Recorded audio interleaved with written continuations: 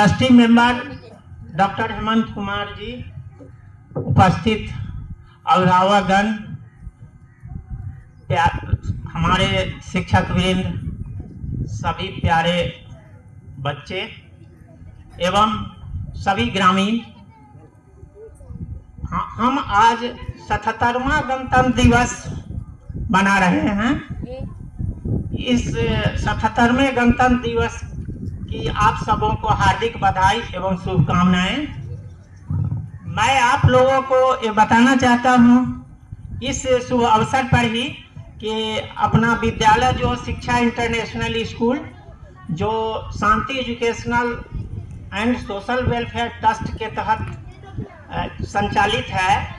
इसका बिहार सरकार के द्वारा रजिस्ट्रेशन प्राप्त हो गया है, यूडेस कोड भी मिल गया है, यानी यह रिकॉग्नाइज्ड हो गया। अब हमारा विद्यालय के बच्चों को अब विद्यालय के द्वारा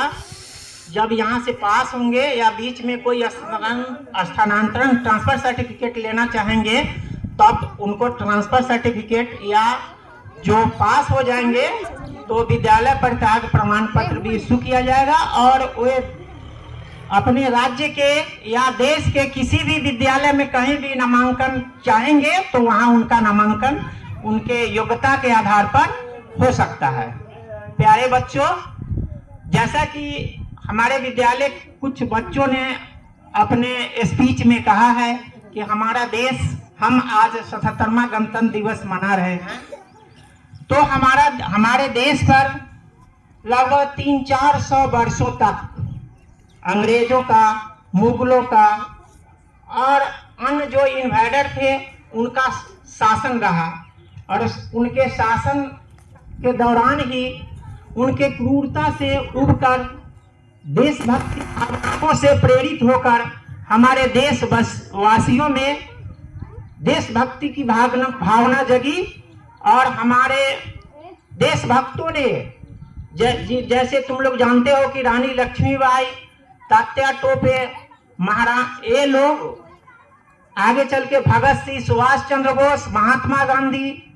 वीर कुंवर सिंह, इन लोगों ने देश को स्वतंत्र करने का प्रयास किया, अपने जानों की कुर्बानियां दी,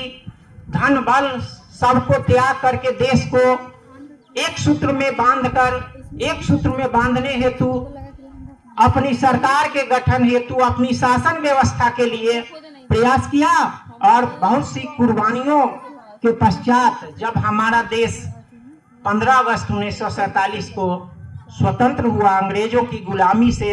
जब मुक्त हुआ, तो अपनी सरकार की आवश्यकता महसूस हुई कि ताकि हमारा अपना संविधान हो, अपनी सरकार या इस बड़े भूभाग को जो विश्व का हम देखते हैं कि जनसंख्या के दृष्टिकोण से हमारा देश जो है दूसरे स्थान पर है और भूभाग के दृष्टिकोण से तीसरे स्थान पर है, तो इसके संचालन हेतु एक सरकार, एक संविधान की संहिता की आवश्यकता महसूस हुई और देश के संविधान निर्माण हेतु भीमराव अंबेडकर को संविधान लिखने के लिए मनोनीत किया गया। और जब हमारे देश का संविधान बनकर तैयार हुआ तो उसको लागू करने के लिए पुण्यतिथि, अच्छी तिथि ये 26 जनवरी 1950 को ही हम इस अपने क्या कहते हैं संविधान को, कॉन्स्टिट्यूशन को अंगीकृत किए और हम अब हमारी अपनी सरकार विकास हेतु हमारी सरकार हमेशा सतत प्रयत्नशील है। और पहले हमारे देश जो खोखला हो चुका था, इन्वेडर्स, जो विदेशी इन्वेडर्स थे या अंग्रेज या मुगलों के शासन काल में शोषण से जो खोखला हो चुका था, देश की अर्थव्यवस्था को, शिक्षा व्यवस्था को सर्वांगीण विकास हेतु हमारी सरकार ने पहल की और देश के विकास हेतु विभिन्न शिक्षण संस्थानों खोले गए। साथ साथ सड़क आवागमन के जो है रोड का, ये सब के कम्युनिकेशन भी आवश्यकता, अच्छे कम्युनिकेशन से ही देश का विकास हो सकता है। इसीलिए रोड, परिवहन, हर क्षेत्र में अभूतपूर्व विकास हमारा देश किया है और तब हम इस स्थिति में पहुंचे हैं कि विश्व का कोई भी देश हो हमारे भारत भूमि को आंख नहीं दिखा सकता है। तो ये सब कैसे संभव हुआ है? तुम्हारे जैसे नन्हे मुन्ने बच्चे जब शिक्षा के बल पर, अन्वेषण के बल पर, रिसर्च के बल पर हमने सैनिक शक्ति को भी बढ़ाया, किया, तब हम इस बिंदु पर पहुंचे हैं। तो हमारा संविधान जो है हम सबों को अधिकार भी दिया है और अधिकार के साथ साथ हम लोगों को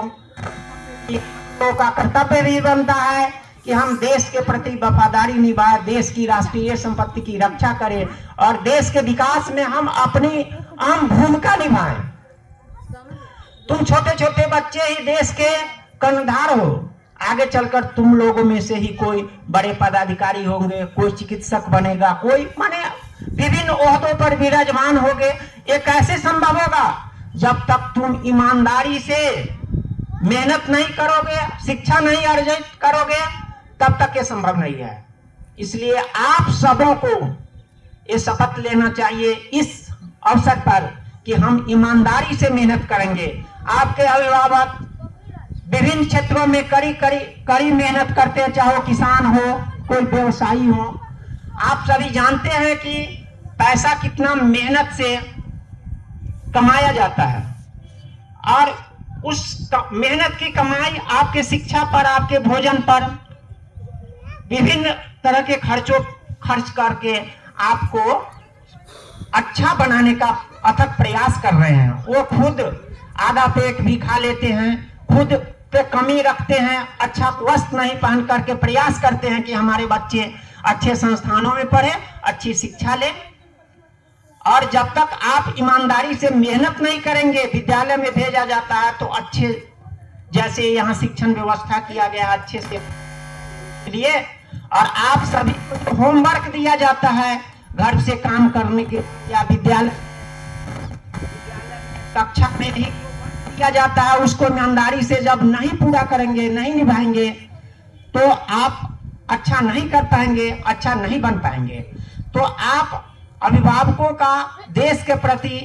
जो आपका कर्तव्य है, अभी आपका कर्तव्य है कि आप अच्छी शिक्षा लें, अच्छा से मेहनत करें, ईमानदारी से मेहनत करें, तभी देश के प्रति आप कुछ कर पाएंगे, अपने राष्ट्र के प्रति कुछ कर पाएंगे। तो मैं आशा करता हूं कि अभिभावकगण भी अपनी इसमें भूमिका अदा करें कि बच्चे तो नादान होते हैं।